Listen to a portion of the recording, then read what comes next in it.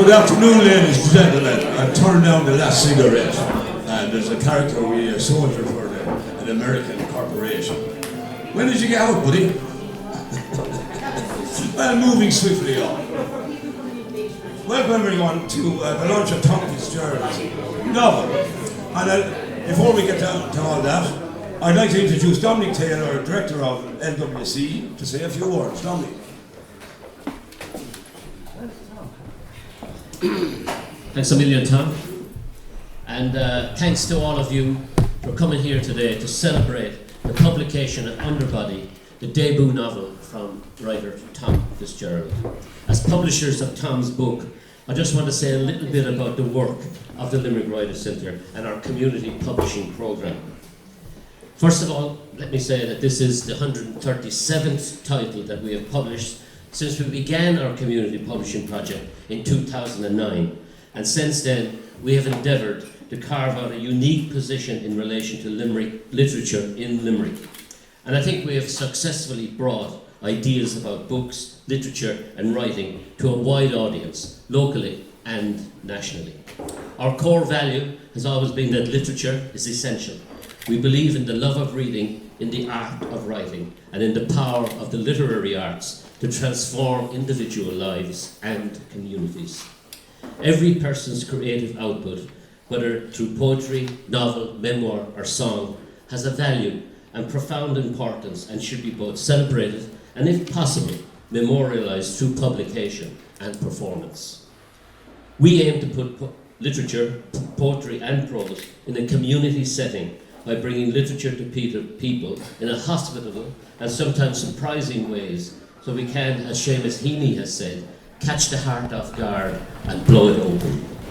Literature and art is deeply empowering and is for everyone. If you are inexperienced at writing, well, writing is both a craft and an art, and the craft can be developed so that the artist within can emerge.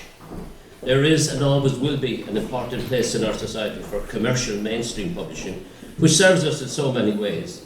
But there is also an intrinsic value and profound importance on the artistic and communal value of community publishing, as it serves to memorialise the clay and soil of our cultural history and can foster a thriving literary community and inspire a passion for literature. As part of our community publishing programme, we are dedicated to printing short-run, high-quality produced titles that are accessible to readers. We also actively encourage writers, from the serious career-minded to people who write for pleasure, healing, personal growth, insight, or just to inform. And over the years, we have produced a broad range of writing, including poetry, history, memoir, and general prose. Writers continue to describe and teach us how to see the world differently, and hopefully from a less self-interested perspective. I'm proud that the Limerick Writers' Centre has guided Underbelly by Tom Fitzgerald from the blood, sweat and tears of the writing process to the joy of publication this afternoon. Books are still a powerful form of dialogue between individuals and communities, and the technology of the book may be old, but it is still cutting edge. And at the end of the day, as Samuel Beckett rightly stated, words are all we have. I would like to congratulate Tom on the publication of his book here this afternoon and wish him well in his writing career.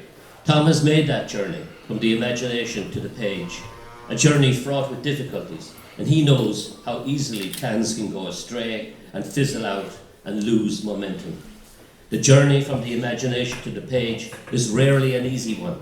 Often that special cargo writers carry gets lost overboard in the rough seas of a turbulent crossing, and you may arrive at your destination without your goods. I like to think that this is where the Limerick Writers' Centre comes in, providing a strong and steady ship to carry that precious cargo safely to harbour, safely to publication. To finish, I'm delighted to see so many of you here today to support Tom's book launch.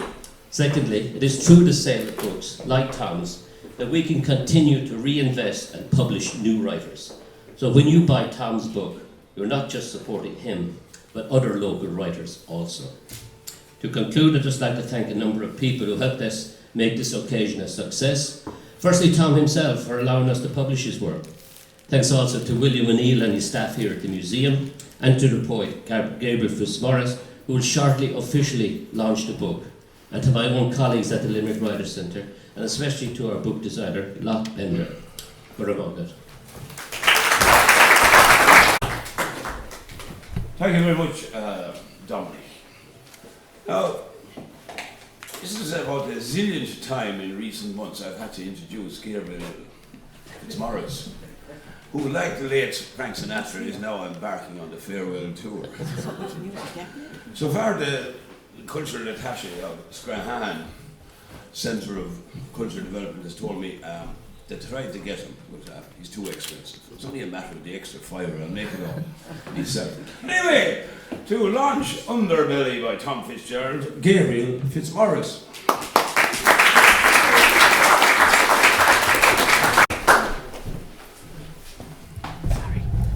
Thank you very much, Tom. Thank you very much, Dominic. You're all very, very welcome to this joyful occasion. I see many of my friends here from Castle I didn't want to say, from Newcastle, get right to Askeaton and beyond. Can I also say from Ballyhahel and elsewhere. It's with great pleasure that I ring a bell to announce the publication of Tom Fitzgerald's debut novel, Underbelly. Tom is a fine writer who has learned his trade and learned it well at creative writing workshops, for instance, at the Restore Writers' Centre and the Limerick Writers' Centre. Indeed, I had the pleasure of reading and hearing his work at a workshop in Newcastle West a few years ago. Tom is an enthusiastic, erudite and diligent participant in that workshop, and it shows in his work. Tom has already had significant literary success. He has written 2 books for children.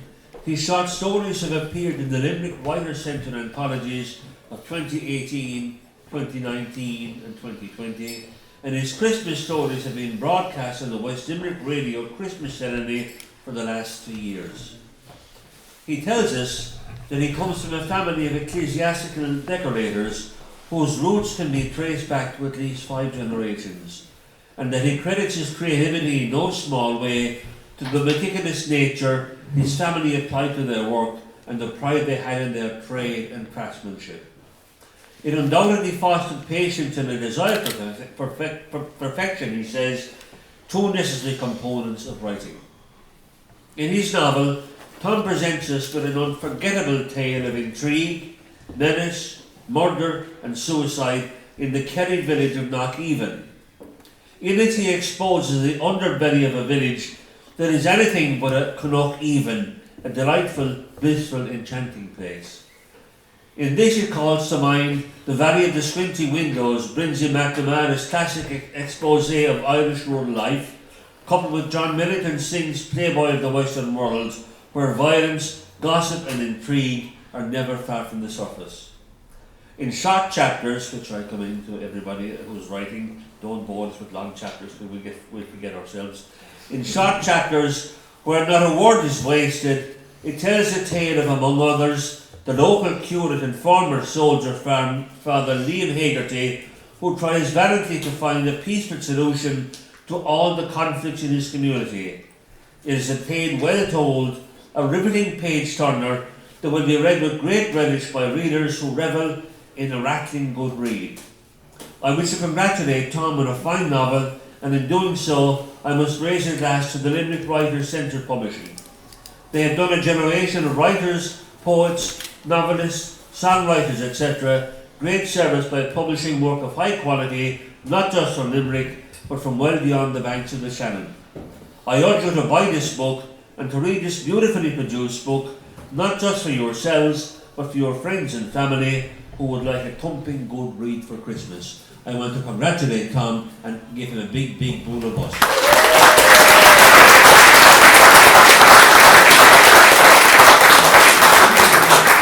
Can I say what a pleasure it was and an honour it was to be asked to launch this book for Tom.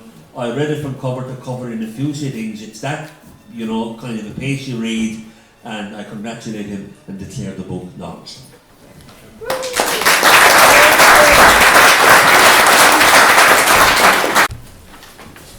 Thank you very much, Gabriel.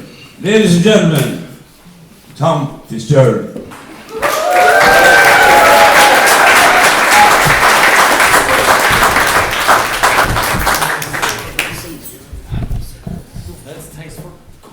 Stephen, first and foremost, and you'll forgive me if I'm a bit nervous. Thank you. I have made out my speech. I suppose I've written it just to make sure I don't forget anything or anybody. I have to start with acknowledgements. Dominic and the people of the Writers' Centre. Dominic and his own. My readers, my colleagues at Scribblers Writing Group, Pat McLaughlin for his precious advice, and the people who I attended the Limerick Writers' Centre creative writing courses with. A huge thank you to the people who have come to support me and the shops who so graciously agreed to put my book on their shelves. Thanks to Breda, Super Value and Askeaton for sponsoring a few bottles of wine, and to Helen and the lads who set up the food and did the spoon catering for the glasses. The Observer, Newspaper, Leader, and Shirley at West End FM for giving me exposure. Another huge thank you to the staff of the museum for setting up the room and for agreeing to leave us to stay here until 5 o'clock so we can relax after. That's the wine and the chat if you wouldn't mind staying. And finally, the last huge thank you is to the people who the book is dedicated to, Dee, Dar and Katie. Like a lot of kids who graduated during COVID, their ceremonies were online and ours didn't happen. Well, Dee, Dar and Katie, this one is for you.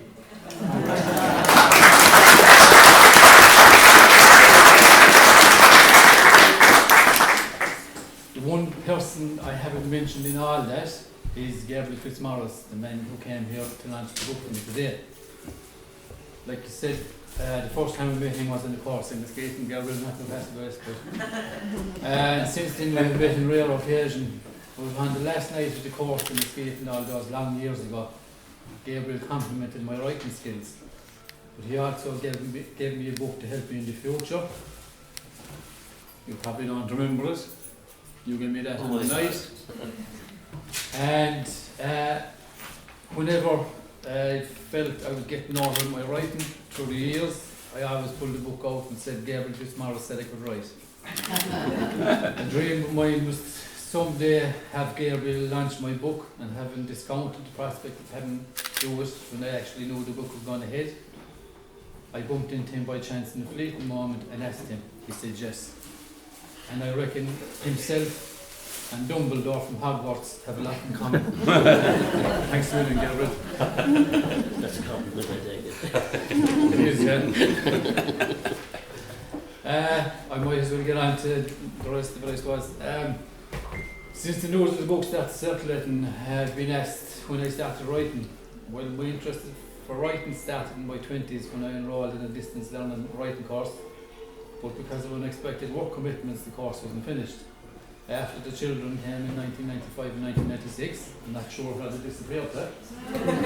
I started making up stories for them. Thanks lads, and something happened to my creativity. I couldn't help myself but write. I was waking up at night with short stories and books that was in my home, and I wrote 10 short stories in a book. It was busy time mentally and emotionally, and Deirdre was probably wondering what I was on.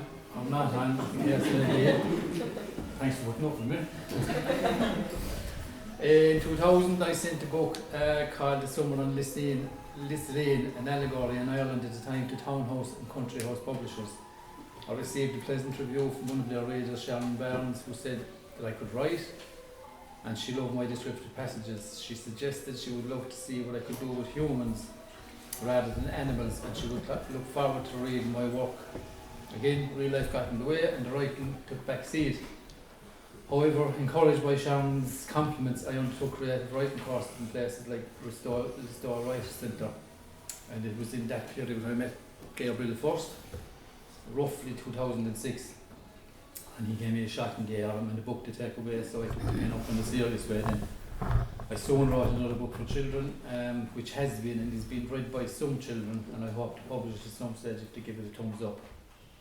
At the time, I also wrote countless short stories and a lot of letters to the newspapers, some which were controversial, and other ones got me a compliment from Chris Loke in his recent book, A Day in Trauma, which some of the medical people here will probably have read. In 2006 I started writing a book called Shalma, which eventually split in two and threw up the current book Underbelly, and the second book also finished, which will be ready to take its chances in 6 months or so. During the second COVID lockdown, and just on that one, there's a lot of people here with medical background, and I'd just like to say, could we give them a round of applause for the work they did during COVID?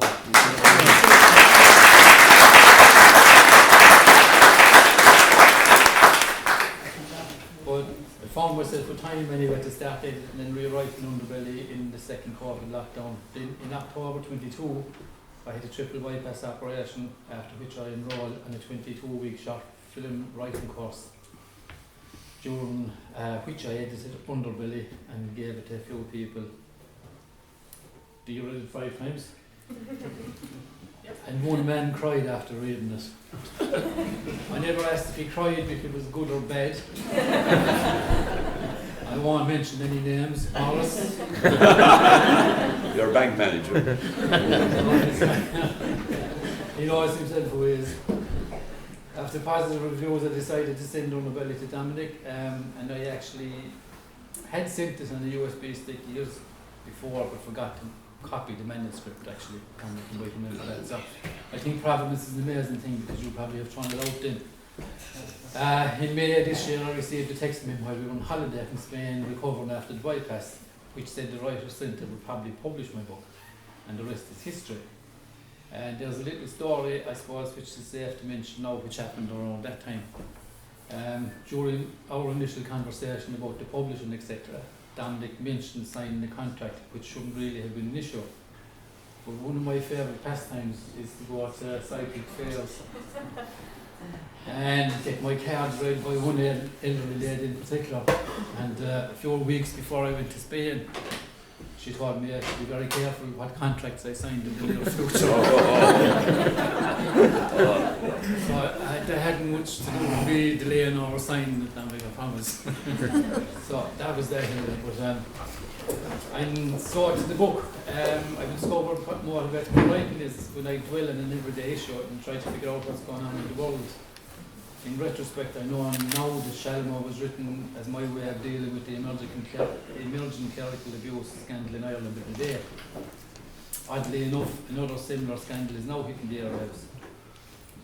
The inspiration for the book came from life in general and isn't based on any one incident or incidents. Oddly enough, in the last few years, quite a few situations in the book have actually occurred in Ireland. And this is served to add credence and depth to the book and shows the subject and issues touched on the book, like coercion of children for ulterior motives, hidden cameras for similar pursuits, and the scourge of drugs in rural Ireland are all too real. And I repeat, the book was started in 2006, so I can't be accused of plagiarising real life events which have only occurred in recent years. But when I thought about it at length, I now realise when I started writing the book, I was deeply troubled by what had been going on and was still going on around us in the church, mainly. The main protagonist, Liam Hegarty, wasn't inspired by anyone in particular, and I suppose became my perception of what a priest might be. Someone who has a deep root of spirituality, but is as normal as everyone else, no airs and graces, just a man with a desire to do the right thing. A bit like St. Paul, I suppose. Long after the book was first written, I saw a film called Machine Gun Preacher, starring Gerard Butler, which is based on the true life of an American man called Sam Childers. Childers was a dangerous man into all kinds of nefarious activities until he found fate.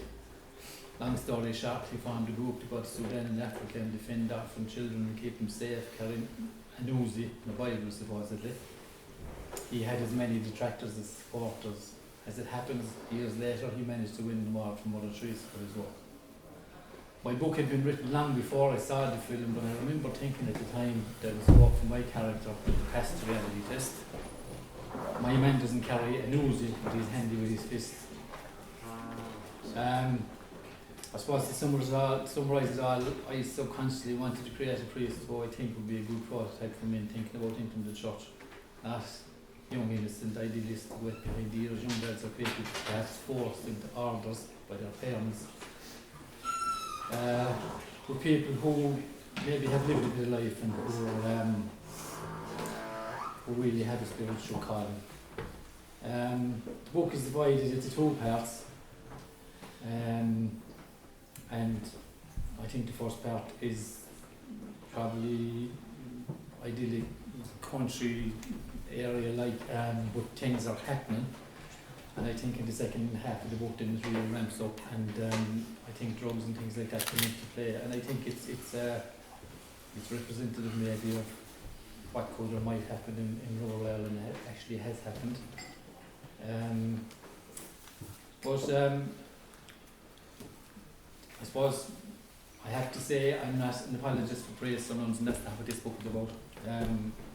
I worked as an ecclesiastical decorator for many years as it all belonged to me, and I worked with the good and the bad, but I was an adult and I could handle myself. The bastards who abuse kids with awfully rotten eternity if it exists.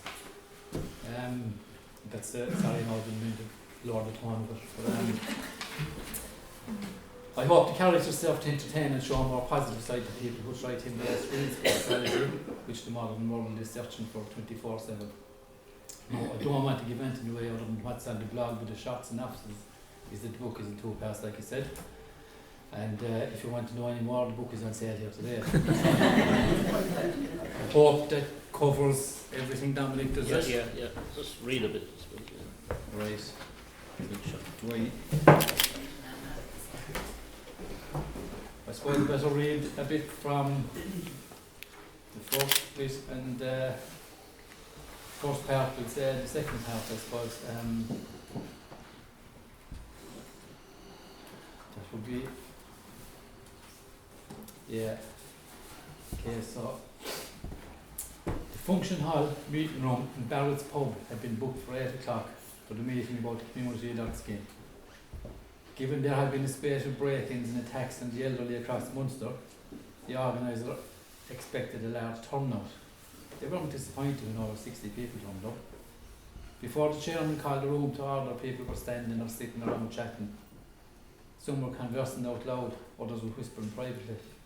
The news of an escaped pet camel, owned by a retired circus master from a nearby town, was a rare occurrence worthy of light-hearted discussion.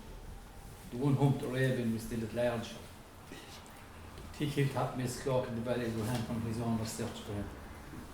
The meeting started 20 minutes late and was running smoothly until Terence Sheehan disrupted proceedings.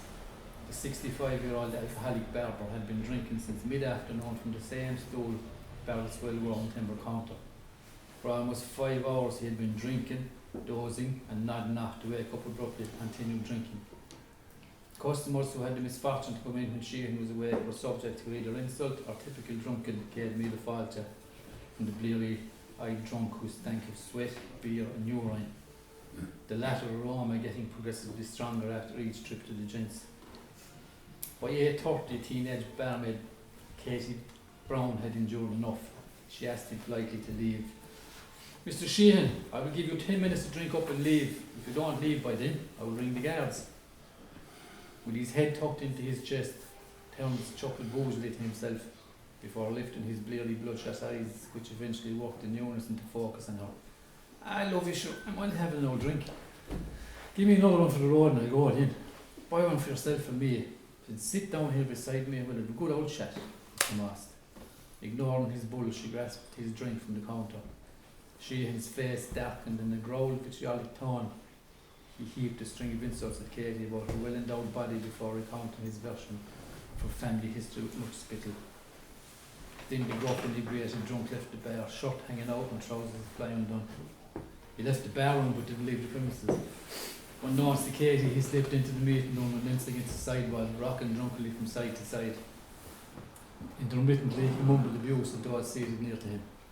"Bastards and robbers, I belong to you," he murmured to Nellie Casey, who was sitting at the edge of the row of seats nearest to Terence.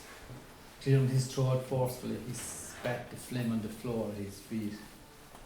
"Community alert my arse," he continued facetiously. "A crowd of old nosy pappers. Give me the money, I get my own protection. Comes in a bottle and you drink it." The constant disruption to the meeting eventually forced the chairman to suspend the order of business. He politely asked Terence to take a seat or leave. "Yes, Mr. Chairman. No, Mr. fucking Chairman. Terry Boy is in motion to fucking propose. Kiss my ass, Mr. Chairman." Kevin and Kit were sitting at the opposite side of the hall. Kit's eyes were usually fixed in Terrence's direction.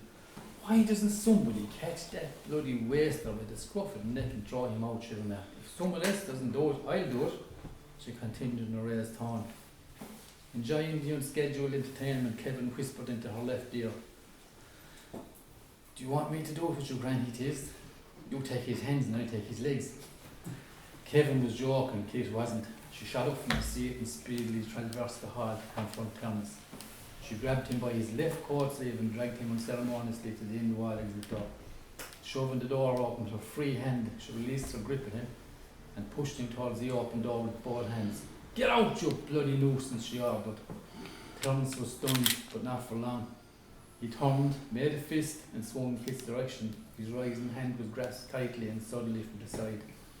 Don't, Terence. That'll be the last time you meet anyone, quietly suggested Jack Tully. Jack had arrived late to the meeting and had snuck into a chair at the back of the hall. When he saw Kit leaving her seat and heading in Terence's direction, he had moved discreetly in unison with her. Terence didn't have to be warned twice. He had had occasional verbal spats and a single physical altercation with Jack in the past, and lost both by a huge margin. He knew when to give up. With a glare, he stumbled from Barrett's onto the cul-de-sac and into the night where the early May evening light had dulled under dark rain clouds and the fluorescent street lights were warming up. So that's from part one.